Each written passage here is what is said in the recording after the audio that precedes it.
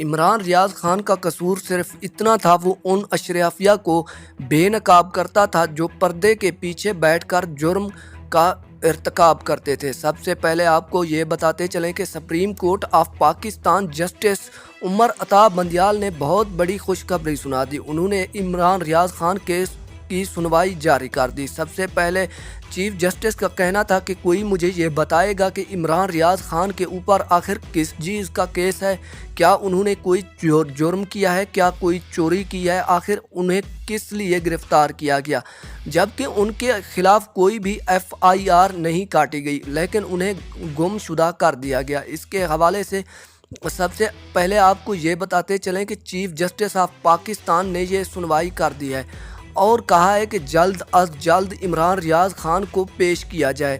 میں ان سے پوچھنا چاہتا ہوں کہ انہیں کس لیے اغوا کیا گیا، کیونکہ میں ان کی بات بھی سنوں گا۔ اس کے علاوہ عمران ریاض خان کا ابھی تک کوئی پتہ نہیں چلا، ان کے والدین بھی پریشان ہیں۔ اگر عمران ریاض خان کا پرانا انٹرویو یا پھر ان کا ولاگ دیکھا جائے تو انہوں نے کافی زیادہ خدشات کا مظاہرہ بھی کیا تھا۔ ان کا کہنا تھا کہ میں باہر جانا چاہتا ہوں لیکن میں ان حالات میں پاکستانیوں کو اکیلے چھوڑ کر نہیں جا سکتا۔